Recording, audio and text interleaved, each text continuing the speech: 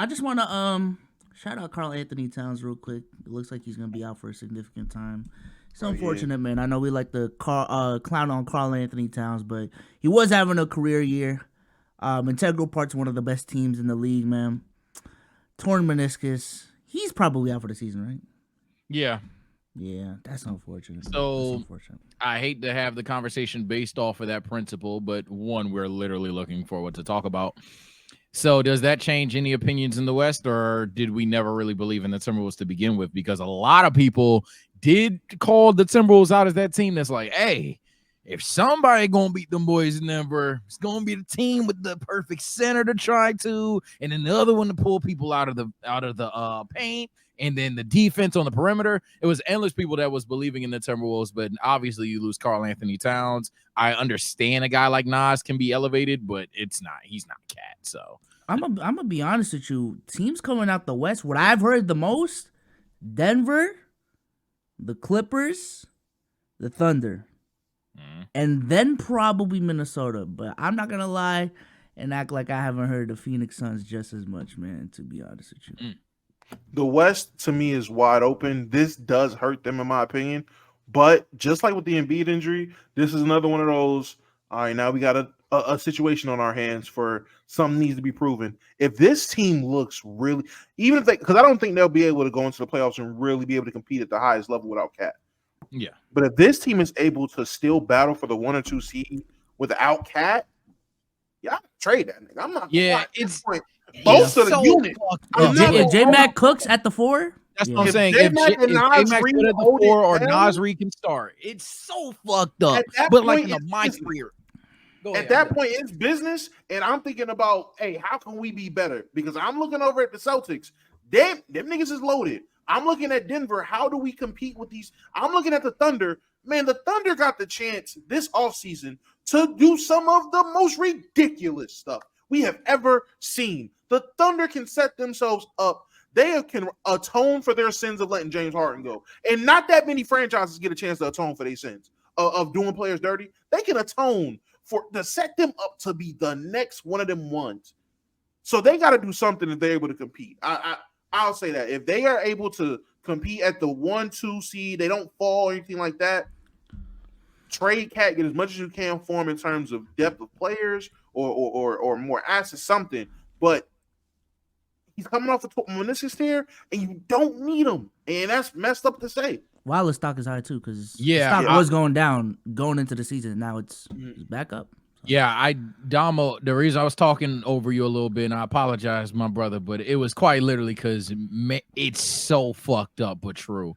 If Nas Reed shows you that, hey, he can start at the 4 perfectly fine, and or in a perfect world, McDaniels could play the 4.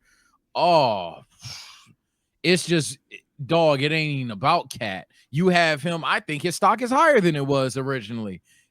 At that point, you just doing bad business. You don't get some assets for him. You can get you a better point guard. You could just upgrade the talent. You whatever it may be, that'd be fucked up. It's better to make that move though than to see your team compete well without Karl-Anthony Towns and then just be like, okay, but now we got Cat. Like, nah. You know the ceiling on your team regardless, even if he's healthy. And now if you think that's a championship, then I disagree with you, but let's find out. But ultimately, if you know your ceiling isn't quite at championship level and you have a piece that's tradable, that's worth, I'm not acting like he's an S tier asset, chat, but you could even argue low A. Like he's a valuable player in this league now. Man, you're gonna have to be nasty, bro. It sounds villainous, but you're gonna have to do it, bro. You're gonna have to pack them up. Are y'all talking about trading Cat?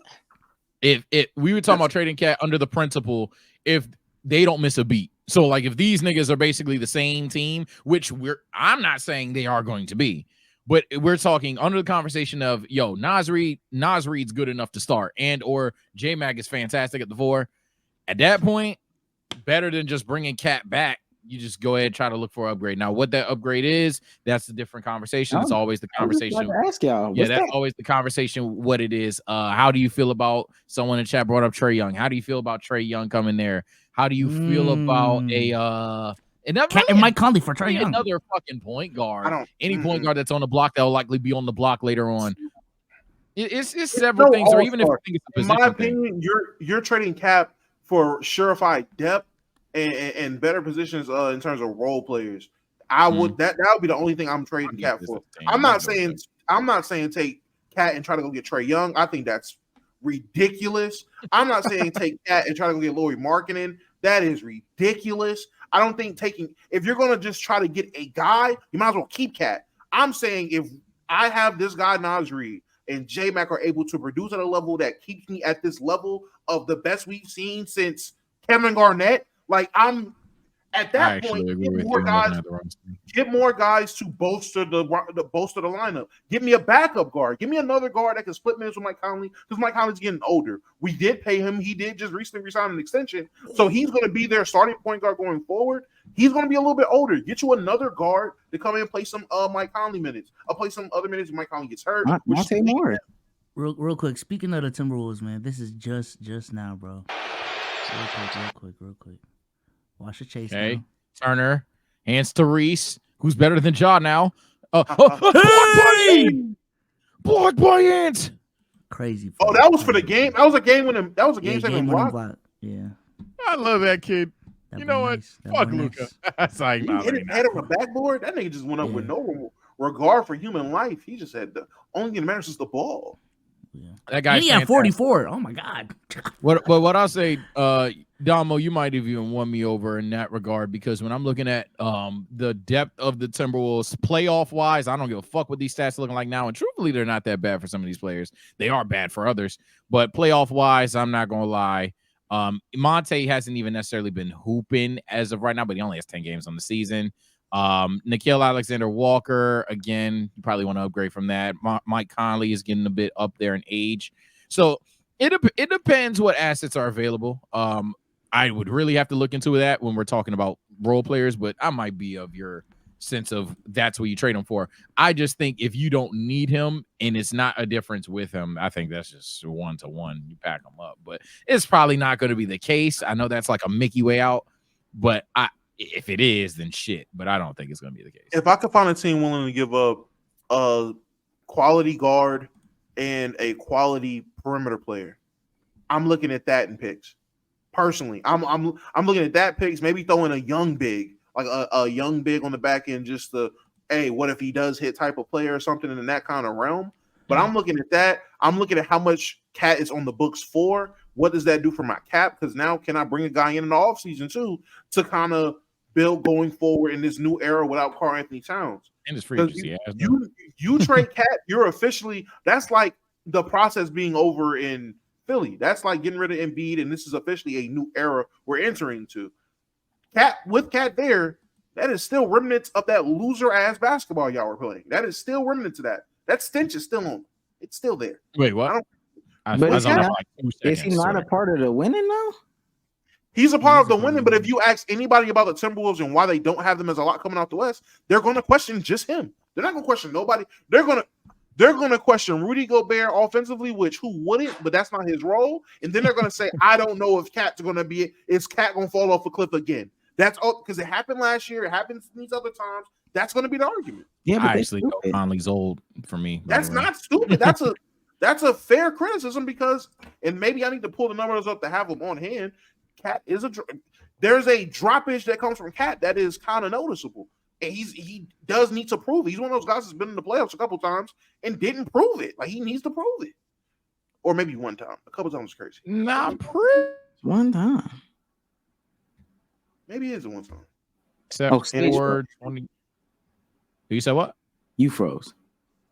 Oh, I'm back. You're back. You're back. All right, there we go.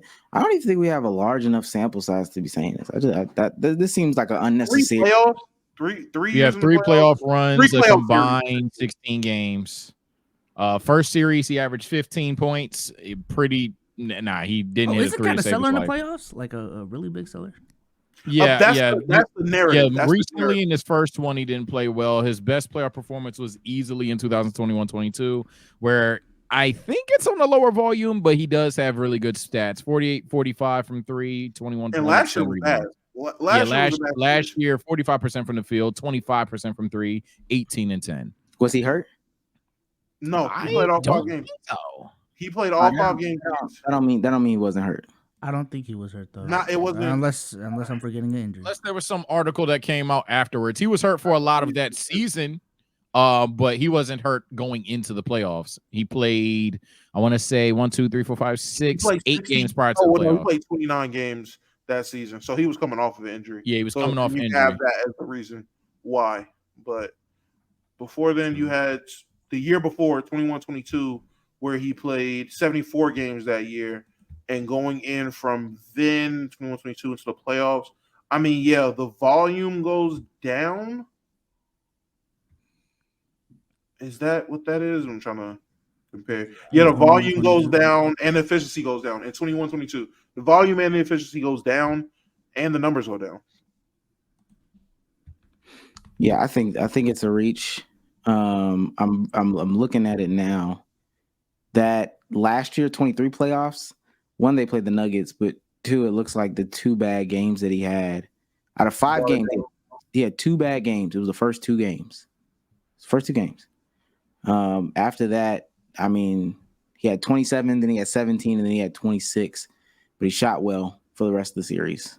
Well, I guess he went 1 for 6 from 3, but everywhere else on the field, he shot pretty well in that last game. I don't know. I think that might be an overreaction, to be quite honest with you. I'm not saying he's the greatest thing smoking in the world, but try to replace him. I mean, he's their most important player, right? So no, he's not.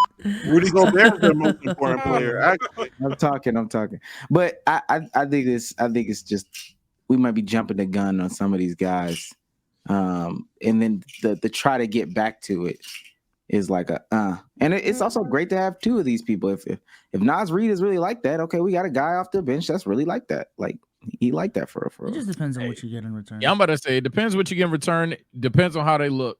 Because that's what I'm about to say. That's the biggest thing. This is all dependent. They look like they didn't miss a beat, which we're all assuming they will. I view Cat as a significant loss. Now I'm saying if this is a world, if we're living on a version of Earth where there's not a significant loss, yeah, I'm about to say if we're living on Earth fucking 345, where goddamn this team is actually fine without Cat, then shit, this is newfound territory. Yeah. Which is what I'm saying. Now you got to trade Cat. That's crazy. I'm expecting there to be fall off, just like with the Sixers. I'm expecting fall off to go on with the Sixers. If there's not fall off, oh shit, we're on the version of Earth where Tyrese Maxey, Rocco and Morris or whatever, they just start cooking in Philly. We're on the version of Earth where Tyrese Maxey is the best Tyrese. I didn't know that. I thought we were in a different Earth. This is crazy. Yeah, comment section. If this is a clip, let us be clear. We're not saying trade Cat. We are literally talking on some my career levels of, oh my God, Jaden McDaniels is hooping out his ass type thing. Shit, I sell my Cat. It might be more plausible than y'all think. I don't know. It's possible. It's possible just because of defense. But put it this way: put a percentage on it, 30%, not 10, like 30. Yeah.